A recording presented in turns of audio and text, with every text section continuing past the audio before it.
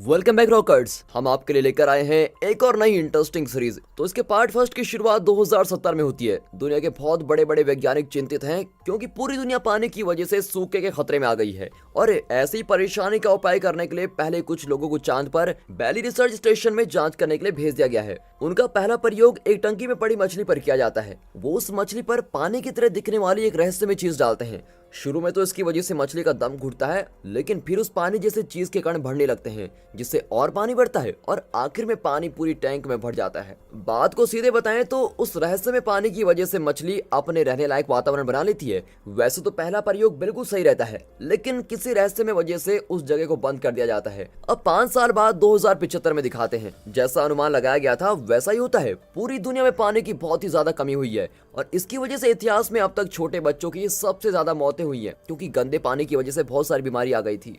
और फिर south Korea में सरकारी और प्राइवेट कंपनी पानी की कमी की वजह से कम पानी को प्रयोग कर खेती कर रहे हैं और सरकार ने लोगों को अलग अलग हिस्सों में बांट दिया है और कौन सा समूह इंसानों के जिंदा रहने के लिए कितना जरूरी है उसके हिसाब से उनको पानी दिया जाता है। अब जैसा कि होना ही था, ये तरीका सभी को पसंद नहीं आता क्योंकि इसकी वजह से कई लोगों को तो अच्छा पानी मिल रहा था और कईयों को साफ पानी पीने की बहुत दिक्कत हो रही थी। फिर हमें कोरियन स्पेस एजेंसी सा के बारे में बताया जाता है। सा को डायरेक्टर चोई चलाती है और वो कुछ लोगों को वैली लूनार रिसर्च स्टेशन में भेजने की योजना बना रही है। ये चांद पर बनी वही जगह है जहां पर मछली का प्रयोग किया गया था। वहां पर सरकार के बहुत से राज छुपे हुए हैं और उनमें से कोई ऐसा राज भी हो सकता है जो पृथ्वी पर हो रही पानी की कमी को हल कर सके। अब चांद पर जाने के लिए 9 लोग चुने गए हैं, जिनका कैप्टन हैन है जो कि एजेंसी के लिए एक फौजी भी है। अब मिशन काफी खतरे से भरा हुआ है क्योंकि पिछली खोज के दौरान वैली स्टेशन पर 117 लोगों की जान गई थी और उनको बताया जाता है कि सभी मौतें किसी रेडिएशन के लीक होने से हुई थी। लेकिन डॉक्टर सॉन्ग इस बात पर विश्वास नहीं करती। डॉक्टर सॉन्ग को इसलिए रखा गया है क्योंकि अर्थ से बाहर जिंदा रहने वाली चीजों को पता लगाने के लिए वो बहुत ही एक्सपर्ट है। शुरू में तो डॉक्टर सॉन्ग ने इस मिशन पर जाने के लिए मना कर दिया था, लेकिन 5 साल पहले हुई दुर्घटना में उसकी बहन की मौत हो गई थी और उसके सच का पता लगाने के लिए वो मिशन पर जाने के लिए तैयार हो जाती है। अब इसके लिए डॉक्टर सॉन्ग को पूरी जिंदगी के लिए गोल्ड मेंबरशिप कार्ड दिया जाता है, जिससे वो जितना चाहे उतना साफ और सुरक्षित पानी पी सकती है। फिर डायरेक्टर चोई मिशन के बारे में सभी लोगों को बता रही होती है। उनका मिशन चांद से कम एक उस चमत्कारी पानी का कैप्सूल लाने का है। हालांकि उन कैप्सूल्स में क्या है इस सब की जानकारी किसी को नहीं पता, बस उनको यही पता है कि उस कैप्सूल को ठंडे तापमान में रखना बेहद जरूरी है। लेकिन डॉक्टर सॉन्ग को कहीं ना कहीं लग रहा है कि साथ जानबूझकर उस कैप्सूल के बारे में जानकारी छुपा रही है, लेकिन फिर भी वो मिशन पर जाने के लिए तैयार हो जाती है। लेकिन जिस दिन उनकी उड़ान होती है उस दिन पायलट को बदल दिया जाता है और पुराने पायलट की जगह नए पायलट जिसू को रख लिया जाता है और किसी को भी आखिरी समय में यह बदलाव बिल्कुल पसंद नहीं आता। लेकिन फिर कैप्टन हैन सभी को शांत करता है और कहता है कि इट इज ओके। अब अंतरिक्ष यान अपनी उड़ान भरता है और बाद में अच्छी तरह से चांद के पास पहुंच जाता है। हालांकि यान को नीचे उतरते समय उसमें कुछ खराबी हो जाती है और इस वजह से वो वैली से 7.6 किलोमीटर दूर गिरते हैं। फिर कुछ देर बाद अंतरिक्ष यान एक पहाड़ी से गिर जाता है, इसलिए सभी को वैली स्टेशन तक पैदल चलकर जाना पड़ता है। वैली में पहले काम करने वाला एक आदमी जिसका नाम हवेंग है, उसको काफी गंभीर चोट लगी होती है। अभी उन्होंने आधा रास्ता ही पार किया था, लेकिन हवेंग रुक जाता है और आगे का रास्ता पार नहीं कर पाता। जैसे कि वो पहले भी वैली में काम कर चुका है, इसलिए कुछ बातें ऐसी है जो वो जानता है, लेकिन बाकी सभी लोग उन बातों के बारे में नहीं जानते। अब वो बाकी अपने साथियों को इस बारे में बताने की कोशिश करता है, लेकिन बिन बताई मर जाता है और इसकी वजह से बाकी सभी के हौसले में भी कमी आती है। लेकिन फिर भी सभी कहते हैं कि हमें अपने मिशन पर डटे रहना चाहिए और फिर भी वो सभी स्टेशन की तरफ अपनी यात्रा को जारी रखते हैं। और इन सब के बीच उनकी ऑक्सीजन भी खत्म होने वाली है और जब वो वैली स्टेशन पहुंचते हैं तो वो जल्दी से अपने ऑक्सीजन की टैंक को भरते हैं और बच जाते हैं। अब सीरीज पुराने समय में जाती है जहां डॉक्टर सॉन्ग अपनी बहन की मौत का सच ढूंढने की कोशिश कर रही है। वो पता लगाना चाहती है कि चांद पर उसकी बहन क्या काम कर रही थी और इसके लिए वो अपनी बहन की फाइल्स को खोलने की कोशिश करती है, लेकिन वो किसी तरह पासवर्ड से प्रोटेक्ट रहती है। अब किसी तरह वो उन फाइल्स को खोल लेती है और फिर उसकी स्क्रीन पर एक मैसेज आता है कि लूना को ढूंढो। अब वापस वर्तमान में दिखाते हैं तो सभी को एक पुरानी लाश मिलती है जो कि पानी में डूबे हुए इंसान की लाश की तरह दिख रही है और सभी लोग देखकर परेशान है क्योंकि चांद पर किसी को डुबाकर मारने जितना पानी कहां से आ सकता है और पुरानी जानकारी से भी उस लाश की पहचान नहीं हो पाती और सभी उस लाश के पास एक हथियार देखकर बिल्कुल हैरान हो जाते हैं। इसके अलावा स्टेशन की सभी चीजें ठीक से चल रही होती हैं और वहां पर 5 साल पहले सभी को जान से मार देने वाली खतरनाक रेडिएशन भी नहीं है और ये देखकर डॉक्टर सॉन्ग का विश्वास और भी पक्का हो जाता है कि सा उनसे कुछ जरूर छुपा रहा है और इसलिए वो लाश की जांच करने का सुझाव देती है। लेकिन कैप्टन सभी को अपने काम को जारी रखने के लिए कहता है और कमांड सेंटर को ढूंढने के लिए बोलता है। आखिरकार उनको कमांड सेंटर मिल जाता है और पुराने वैली स्टेशन को वापस चालू कर दिया जाता है। लेकिन किसी वजह से वो पृथ्वी पर मिशन कंट्रोल से बात नहीं कर पाते क्योंकि उनको संपर्क करने में दिक्कत आ रही होती है। अब जैसा उनको बताया गया था कि वहाँ पर रेडिएशन बहुत ज्यादा है, लेकिन उसके उल्टा वहाँ पर कंट्रोल रूम में ज्यादा रेडिएशन नहीं है। अब डॉक्टर सॉन्ग बिना डरे अपना सूट उतार लेती है और ऐसा दिखाती है कि वहाँ पर कोई दिक्कत ही नहीं है, और फिर सभी उसके सूट की तरह अपना सूट भी उतार लेते हैं। वो दोबारा पूरे वैली स्टेशन की जांच करने के लिए बोलती है, लेकिन हैन उसको बोलता है कि वहाँ किसी चीज से 5 साल पहले लोगों की मौत हुई है और इसका पता लगाना उनका काम नहीं है। और साथ ही बोलता है कि वो यहाँ फालतू काम करने नहीं आए हैं, उन्हें बस उन कैप्सूल्स को लेना है। वैली स्टेशन पर ऐसी 3 जगह हैं जहाँ वो पानी के कैप्सूल्स हो सकते हैं, इसलिए टीम के सभी लोग कुछ समूह बना लेते हैं और उसको ढूंढने निकल पड़ते हैं। पहले स्टोरेज की तरफ डॉक्टर होंग, एक फौजी E2 और कैप्टन हैन जाते हैं। दूसरे स्टोरेज में तेसुक, सुन और सुचैन और इवन को भेजा गया है। इसके साथ ही डॉक्टर सॉन्ग और जिसू को तीसरे स्टोरेज में भेजा गया है। अब डॉक्टर सॉन्ग सभी को बताती है कि जैसे ही वो कैप्सूल ढूंढ लेंगे उनको स्टेशन के एक हिस्से की जांच करनी पड़ेगी और देखना पड़ेगा कि वो हिस्सा कम तापमान पर है या नहीं। फिर दिखाते हैं कि तीसरे स्टोरेज की तरफ जाते हुए जिसू बताता है कि कैप्टन हैन किसी खास वजह से वापस इस काम को करने लगा है और ये सब वो अपनी बीमार बेटी के लिए सबसे अच्छा वाला पानी पाने के लिए कर रहा है, क्योंकि सूखा पड़ने के बाद से हर 10 में से एक बच्चा मर रहा है और ऐसे ही हैन की बेटी भी बीमार है। अब इस सब के दौरान पहली टीम एक गेट के पास पहुंचती है जो कि फंसा हुआ है, और जब उसको जबरदस्ती खोलने लगते हैं तो उस पर बहुत सारी लाशें दिखाई देती है, जिससे वो सभी डर जाते हैं। अब एक सीन में दिखाया जा रहा है कि पहले सभी उस दुर्घटना की वजह से वहां से निकलने की कोशिश कर रहे हैं, लेकिन इमरजेंसी की वजह से उस जगह को पूरी तरह से बंद कर दिया जाता है। और ये सब सरकार की बताई बातों से बिल्कुल उल्टा है, क्योंकि सरकार ने तो बताया था कि सभी लोग उस जगह को पूरी तरह से बंद करने के पहले ही मारे जा चुके हैं। फिर डॉक्टर सॉन्ग उन लाश को देखती है और बताती है कि ये सभी लाशें पानी में डूबी हुई थी। वो दोबारा उन सभी लाश की जांच करने के लिए बोलती है, लेकिन हैन गुस्सा करता है और उसको मना कर देता है और साथ ही बोलता है कि सॉन्ग को अपने व्यक्तिगत चीजों को भूल जाना चाहिए। अब पहली और दूसरी टीम अपनी अपनी जगह पर पहुंच जाती है, लेकिन वहाँ दोनों ही जगहों पर कैप्सूल्स नहीं है और वहाँ देखकर तो ऐसा लग रहा है कि जैसे पहले ही किसी ने वो कैप्सूल ढूंढ लिया है। फिर तीसरी टीम को वहाँ स्टेशन में किसी और के होने का महसूस होता है, और जब गोंग इसका पता लगाने के लिए जाता है तो जिसू डॉक्टर सॉन्ग को बताता है कि वो उसकी मरी हुई बहन के बारे में जानता है और इस बात का दुख उसको भी है, और वो साथ ही बताता है कि अगर डॉक्टर सॉन्ग सच पता लगाने के लिए जांच करना चाहती है तो वो उसमें उसकी मदद करेगा। फिर कुछ देर चुप रहकर सोचने के बाद डॉक्टर सॉन्ग इस मौके का फायदा उठाने को तैयार हो जाती है। फिर दिखाते हैं कि दूसरी टीम के मेंबर सुचैन को एक लाश मिलती है जिसके हाथ में कैप्सूल है। वो उस लाश को छूता है और छूते ही उसकी लाश से छोटे छोटे कण निकलते हैं जो कि सुचैन की आंखों में चले जाते हैं। और जैसे ही डॉक्टर सॉन्ग वहां से सा के राज पता लगाने के लिए जाती है, जिसू अकेला ही तीसरे स्टोरेज में कैप्सूल ढूंढने के लिए निकल जाता है। ढूंढते हुए उसकी टॉर्च नीचे गिर जाती है और जब वो टॉर्च को उठाने की कोशिश करता है तो कोई टॉर्च को दूर से खींच लेता है, लेकिन उसको दिखाई नहीं देता और इस वजह से वो बहुत ही डर जाता है। अब वो अपने आप को समझाता है कि शायद उसने कोई सपना देख लिया हो और वो अपने काम पर लग जाता है। फिर दूसरी टीम को कोई कैप्सूल नहीं मिलता, इसलिए वो सभी वापस कंट्रोल रूम में आ जाते हैं। तभी हैन अपनी गाड़ी में डॉक्टर सॉन्ग को कहीं और जाते हुए देखता है और फिर डॉक्टर सॉन्ग को वापस जिसू के पास जाने को बोलता है। अब स्टोरेज 3 में जिसू को टॉर्च के पास एक कैप्सूल दिखाई देता है और वो उसको उठा लेता है और कैप्सूल में पानी जैसा कुछ भरा हुआ दिखाई देता है। और जैसे ही डॉक्टर सॉन्ग वापस पहुंचती है तो वो देखती है कि कोई चीज जिसू पर हमला कर रहा है और उसको गर्दन पकड़कर हवा में उठा रहा है, और जब जिसू मर जाता है तब वो उसको नीचे छोड़ता है। फिर डॉक्टर सॉन्ग देखती है कि वहां से जाने से पहले वो चीज अपने साथ उस कैप्सूल को भी लेके जाती है और जल्दी बाकी सभी वहां आते हैं और उनको सब पता लगता है।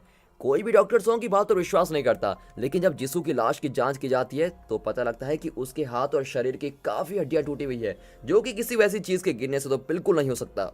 अब हैन सभी को वापस कमांड सेंटर में आने को बोलता है और फिर वो डॉक्टर सॉन्ग के शरीर पर लगे कैमरे से वीडियो देखता है। तब पता लगता है कि जिसू को मारने वाली चीज हवा वाले पाइप से बाहर गई है। अब वो जो भी था उसको कैप्सूल में पाने की कीमत के बारे में बिल्कुल अच्छे से पता था और सॉन्ग को लगता है कि वो कोई इंसान ही है। फिर कंट्रोल सेंटर में तेसुक पृथ्वी पर संपर्क करने की कोशिश करता है, लेकिन जब कोई संपर्क नहीं होता तो वो मान लेता है कि ये सब कुछ बाहर टावर में किसी कमी की वजह से हो रहा है। अब अचानक सुचैन बहुत जोरों से कांपने लगता है और उसके मुंह से बहुत सारा पानी बाहर आने लगता है। डॉक्टर होंग सभी को दूर होने को बोलती है और साथ ही उसको बचाने के लिए सूट्स डालने को बोलती है। हैन, गोंग और सॉन्ग को इस बारे में पता चलता है और वो जल्दी से कमांड सेंटर पहुंच जाते हैं। अब डॉक्टर होंग सुचैन को बचाने के लिए पूरी कोशिश करती है, लेकिन वो बेचारा मारा जाता है। डॉक्टर होंग हैन को बोलती है कि जब तक उसकी मौत का पता न लग जाए तब तक इसकी लाश को सही से रखना, क्योंकि हम इसकी अच्छे से लैब में चेक करेंगे। अब चीफ गोंग अपने भाई की मौत से बहुत ही परेशान है, इसलिए हैन उससे बातें करने जाता है। अब आखिरकार हैन डॉक्टर सॉन्ग को जिन लोगों की मौत हुई है उसके पुराने मेडिकल रिकॉर्ड की जांच करने के लिए मान जाता है।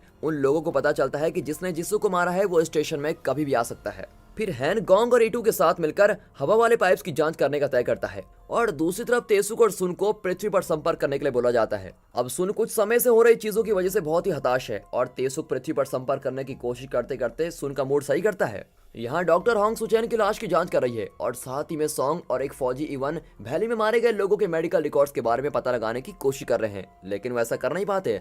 सॉन्ग बाकी लाश के शरीर से कुछ मांस को निकालना चाहती है और वो उनकी जांच तब करेगी जब उसको सुचैन की मौत का पता लग जाएगा। और इस सब के दौरान हैंगोंग और ईटू हवा के पाइप्स में जाते हैं और जिसू को मारने वाले का पता लगा रहे हैं और ढूंढते हुए वो उस जीप की बनाई तस्वीरों तक पहुंच जाते हैं और जल्दी उनको किसी की अपनी तरफ आने के संकेत मिलते हैं और वो उस चीज से मिलने का इंतजार करते हैं, लेकिन वो चीज उनके पास से गुजर जाती है।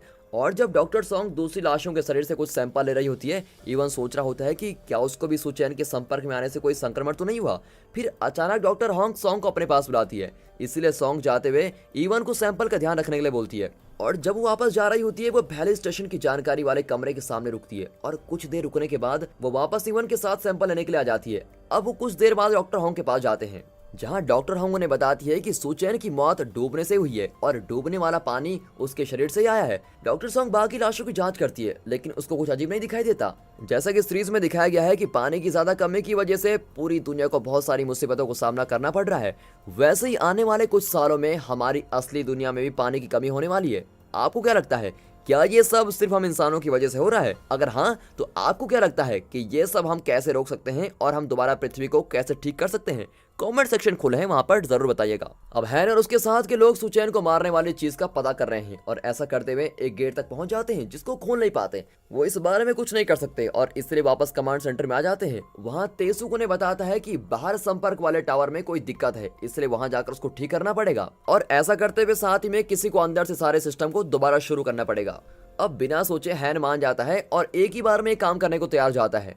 दूसरी तरफ डॉक्टर होंग सॉन्ग को सुचैन का खून का नमूना दिखाती है, जिसमें उनको कुछ अलग मिलता है और जल्दी हैन वहां जाता है और जो आगे होने वाला है उसके बारे में बताता है। अब हैन के जाने से पहले सॉन्ग उसके साथ अकेले में बात करती है और बड़ी हैरानी से बताती है कि उसके बहुत पास होने पर भी सुचैन को मारने वाली चीज ने सॉन्ग पर हमला नहीं किया। और इसके साथ ही जैसा कि उनको पता है कि वो चीज पाइप्स में घूमती है और हमेशा बच के भाग जाती है, इससे पता लगता है कि वो चीज वैली स्टेशन के बारे में सब कुछ अच्छे से जानती है।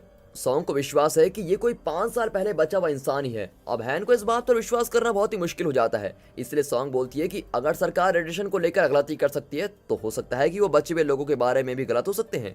अब हैन जवाब देता है कि अगर वो बचे हुए लोगों में से एक है तो वो उन पर हमला नहीं करता और न ही कैप्सूल को चुराता। जब हैन पृथ्वी से संपर्क करने वाली मशीन को ठीक करने के लिए जा रहा होता है, मूवी को पुराने समय में ले जाया जाता है। हैन एक हॉस्पिटल में चलता हुआ दिखाया जा रहा है और उसकी बेटी हॉस्पिटल में भर्ती है और डॉक्टर उसको बताते हैं कि उसकी बेटी को अगर ठीक करना है तो उसकी बेटी को सबसे अच्छी क्वालिटी वाला पानी चाहिए और अगर ऐसा ही चलता रहेगा तो वो हमेशा के लिए अपने पैर खो देगी। अब वापस वर्तमान में दिखाते हैं, सॉन्ग और होंग सुचैन के खून में मिले पानी की जांच कर रहे होते हैं और उस पानी के लगभग सभी गुण सामान्य पानी की तरह ही हैं, लेकिन उसका वेट और डेंसिटी बहुत ही अलग है और साथ ही उसमें छोटे छोटे जीव भी हैं। और इस सब के दौरान हैन एक रस्सी का प्रयोग करके स्टेशन के नीचे टावर तक जाता है, लेकिन किसी तरह से उसके नीचे वाली लिफ्ट शुरू हो जाती है और ऊपर उसकी तरफ आने लगती है, जिससे उसकी रस्सी टूट जाती है। अब हैन बड़ी मुश्किल से एक दीवार पर अटक कर अपनी जान बचाता है और फिर ऊपर से बाकी के लोग उसको बचाने के लिए रस्सी फेंकते हैं, लेकिन उसकी किस्मत तो देखो, वो लिफ्ट दोबारा नीचे आती है जिससे ऊपर के बाकी लोगों को वो रस्सी छोड़नी पड़ती है।